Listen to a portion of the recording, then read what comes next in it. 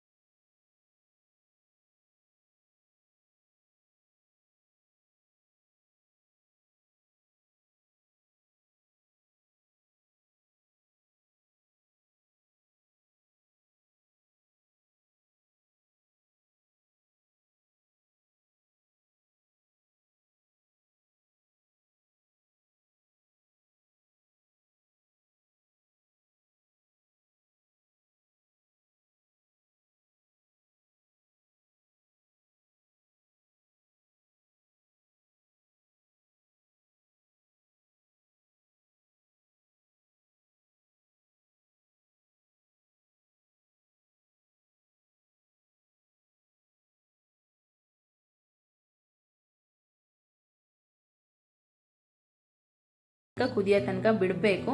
ನೋಡಿ ಇವಾಗ ಕುದೀತಾ ಇದೆ. ಸೊಪ್ಪು ಮತ್ತು ಬೇಳೆ ಚೆಕ್ ಮಾಡ್ಕೊಳ್ಳಿ. ಸೊಪ್ಪು, ಬೇಳೆ, ಅವರೆಕಾಳು ಹಾಕಿದ್ದೀನಿ ನಾನು, ಅದು ಎಲ್ಲನೂ ಚೆಕ್ ಮಾಡ್ಕೊಳ್ಳಿ. ಎಲ್ಲ ಬೆಂದಿದೆ. ತುಂಬ ಪಾಯಸ ಥರ ಬೇಯಿಸ್ಕೊಳ್ಳೋದು ಬೇಡ, ಸಾಂಬಾರಿಗೆ ಬೇಕಾದ ಥರ. ಯಾಕಂದರೆ ಪಲ್ಯ ಮಾಡುವಾಗ ಉದುದ್ರಾಗಿ ಬರಲ್ಲ, ಚೆನ್ನಾಗಿರಲ್ಲ. ಅದಕ್ಕೋಸ್ಕರ ಅಷ್ಟು ನಮ್ಗೆ ಎಷ್ಟು ತಿನ್ಬೋದಲ್ವ ಅಷ್ಟು ಬೇಯಿಸ್ಕೊಂಡ್ರೆ ಸಾಕು. ಹಿಂಗೆ ಮುಟ್ಟಿದ್ರೆ ಅಟ್ಲೀಸ್ಟ್ ನಾವು ಪ್ರೆಸ್ ಮಾಡಿದ್ರೆ ಹೊಡೆದ್ರೆ ಕಾಳು ಅಷ್ಟೇ ಸಾಕು. ತುಂಬ ಸ್ಮೂತಾಗಿ ಸಾಂಬಾರಿಗೆಲ್ಲ ಬೇಯಿಸೋ ಥರ ಬೇಯಿಸ್ಕೊಬಿಟ್ರೆ ಪಲ್ಯ ಮಾಡುವಾಗ ಪಲ್ಯ ಅಂಟಂಟು ಥರ ಆಗುತ್ತೆ, ಉದುದ್ರಾಗಿ ಬರಲ್ಲ, ತಿನ್ನೋಕ್ಕೂ ಅಷ್ಟೊಂದು ಇಷ್ಟನೂ ಆಗಲ್ಲ ಕೆಲವರಿಗೆ. ಹಾಗಾಗಿ ನೋಡಿ ಇವಾಗ ಬೇಯಿಸ್ಕೊಂಡು ನಾನು ಅದನ್ನ ಡ್ರೈನ್ ಮಾಡಿ ನೀರನ್ನ ಎತ್ತಿಟ್ಕೋತಾ ಇದ್ದೀನಿ. ಕಾಳನ್ನ ಸಪ್ರೇಟಾಗಿ ಎತ್ತಿಟ್ಕೊಂಡಿದ್ದೀನಿ. ಇವಾಗ ನಾವು ಪಲ್ಯ ಮಾಡ್ಕೊಳ್ಳೋಣ. ಪಲ್ಯಕ್ಕೆ ಫಸ್ಟ್ ನಾನು ಬೇಯಿಸಿಟ್ಕೊಂಡಿರೋಂಥ ಕಾಳನ್ನ ಎತ್ತಿಟ್ಕೊಂಡಿದ್ದೀನಿ. ಸಾಸಿವೆ ತೊಗೊಂಡಿದ್ದೀನಿ. ಒಂದು ದೊಡ್ಡ ಆನಿಯನ್ನ ಕಟ್ ಮಾಡಿ ಇಟ್ಕೊಂಡಿದ್ದೀನಿ. ಮತ್ತು ಒಣಮೆಣ್ಸಿನ್ಕಾಯಿ 5ರಿಂದ 6 ಪೀಸ್ ಮಾಡಿ ಇಟ್ಕೊಂಡಿದ್ದೀನಿ. ಸ್ವಲ್ಪ ಕರಿಬೇವಿನ ಸೊಪ್ಪು, ಬೆಳ್ಳುಳ್ಳಿನ ಸಿಪ್ಪೆ ಎಳೆದು ಜಜ್ಜಿಟ್ಕೊಂಡಿದ್ದೀನಿ. 6ರಿಂದ 7 ಬೆಳ್ಳುಳ್ಳಿ ತೊಗೊಂಡಿದ್ದೀನಿ. ಸ್ವಲ್ಪ ತೆಂಗಿನ ತುರಿ ತುರಿದು ಇಟ್ಕೊಂಡಿದ್ದೀನಿ. ಬನ್ನಿ ಇವಾಗ ಫಸ್ಟ್ ಪಲ್ಯ ಮಾಡ್ಕೊಂಬೇಡ. ನಾವು ಕಾಳು ಬಸ್ಕೊಂಡಿದ್ದೀವಲ್ಲ ಆ ಪಲ್ಯನ ಫಸ್ಟ್ ಮಾಡ್ಕೊಂಬೇಡ. ಫಸ್ಟ್ ಒಂದು ಪಾತ್ರೆಯಲ್ಲಿ ಎಣ್ಣೆ ಹಾಕ್ಕೊಂಡಿದ್ದೀನಿ. ಸಾಸಿವೆ ಹಾಕೋತಾ ಇದ್ದೀನಿ. ಸಾಸಿವೆ ಚಟಪಟ ಅಂತ ಸಿಡಿದ ಮೇಲೆ ಬೆಳ್ಳುಳ್ಳಿನ ಹಾಕಿ ಹಸಿ ವಾಸನೆ ಹೋಗಿ ಗೋಲ್ಡನ್ ಕಲರ್ ಬರೋ ತನಕ ಸ್ವಲ್ಪ ಫ್ರೈ ಮಾಡ್ಕೊಳ್ಳಿ. ಮಾಡಿಕೊಂಡು ಅದು ಬೆಂದಾಯಿತು ಅಂದಮೇಲೆ ನಾವೇನು ಮಾಡೋಣ, ಕರಿ ಲೀವ್ಸ್, ಸ್ವಲ್ಪ ರೆಡ್ ಚಿಲ್ಲಿ ಪೀಸ್ ಮಾಡಿಟ್ಕೊಂಡಿದ್ನಲ್ಲ 5-6 ಅದು, ಮತ್ತು ಆನಿಯನು ಎಲ್ಲ ಫ್ರೈ ಮಾಡ್ಕೊಳ್ಳಿ. ಚೆನ್ನಾಗಿ ಫ್ರೈ ಮಾಡಬೇಕು. ಇವಾಗ ಚೆನ್ನಾಗದು ಗೋಲ್ಡನ್ ಕಲರ್ ಬಂದು ಟರ್ನ್ ಆಗುತ್ತೆ, ಕಲರ್ ಚೇಂಜಸ್ ಆಗುತ್ತಲ್ಲ ಅಲ್ಲಿ ತನಕ ಫ್ರೈ ಮಾಡ್ಕೋಬೇಕು, ಬೇಯೋ ತನಕ. ಈ ಟೈಮಲ್ಲಿ ನಾವು ಬಸ್ತು ಇಟ್ಕೊಂಡಿದ್ವಲ್ಲ ಕಾಳು ಮತ್ತು ಬೇಳೆ ಸೊಪ್ಪು ಅದನ್ನು ಆ್ಯಡ್ ಮಾಡ್ಕೊತಾ ಇದ್ದೀನಿ. ಕೊನೆಯಲ್ಲಿ ಚೆನ್ನಾಗಿ ಮಿಕ್ಸ್ ಮಾಡಿಕೊಂಡು ಕೊನೆಯಲ್ಲಿ ಕಾಯಿ ತುರಿದಿಟ್ಕೊಂಡಿರೋದನ್ನ ಆ್ಯಡ್ ಮಾಡಿಕೊಂಡು ರುಚಿಗೆ ತಕ್ಕಷ್ಟು ಉಪ್ಪನ್ನು ಆ್ಯಡ್ ಮಾಡಿಕೊಂಡ್ರೆ ಮುಗೀತು, ಪಲ್ಯ ರೆಡಿ ಆಯಿತು. 1-2 ನಿಮಿಷ ಸ್ಲಿಮ್ಮಲ್ಲಿ ಇಟ್ಕೊಂಡು ಹಾಗೆ ಸ್ಟಿರ್ ಮಾಡ್ಕೊಳ್ಳಿ, ತಿರುಗಿಸ್ಕೊಳ್ಳಿ. ಚೆನ್ನಾಗಿ ಸಾಲ್ಟು ಎಲ್ಲ ಹಿಡಿಯುತ್ತೆ, ಮಿಕ್ಸ್ ಆಗುತ್ತೆ.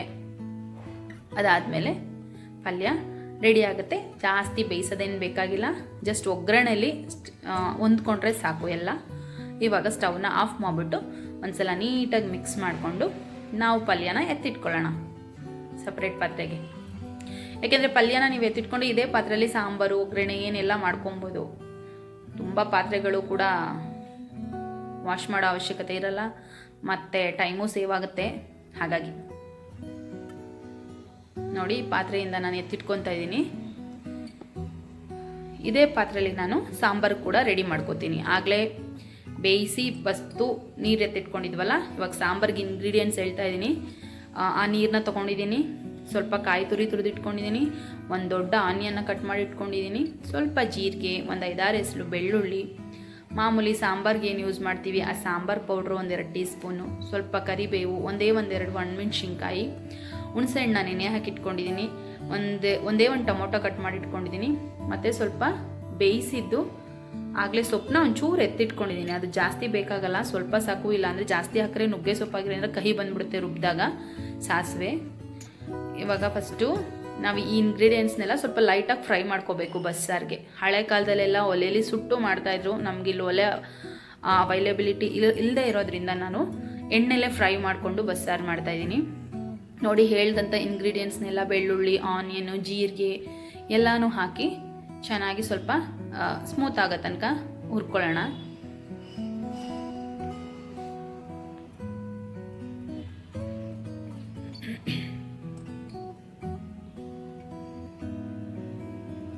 ಈರುಳ್ಳಿ ಬೆಂದಾದಮೇಲೆ ಒಂದು ಹಸಿ ವಾಸನೆ ಎಲ್ಲ ಹೋದ್ಮೇಲೆ ಒಂದೇ ಒಂದು ಆನಿಯನ್ನ ಟೊಮೊಟೊನ ಕಟ್ ಮಾಡಿ ಇಟ್ಕೊಂಡಿದ್ದೆ. ಒಂದು ಸಾಕು, ಯಾಕೆಂದರೆ ಹುಣಸೆಹಣ್ಣು ಆ್ಯಡ್ ಮಾಡ್ತಾ ಇರೋದ್ರಿಂದ ಟೊಮೊಟೊ ಕಮ್ಮಿನೇ ಸಾಕು.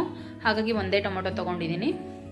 ಇದನ್ನೆಲ್ಲ ಚೆನ್ನಾಗಿ ಸ್ವಲ್ಪ ತುಂಬ ಬೇಯೋ ಗಂಟೆ ಏನು ಬೇಡ, ಹಸಿ ವಾಸನೆ ಹೋಗಿ ಹೊಂದ್ಕೊಳ್ಳೋ ತನಕ ಸ್ವಲ್ಪ ಹುರ್ಕೊಂಡ್ರೆ ಸಾಕು.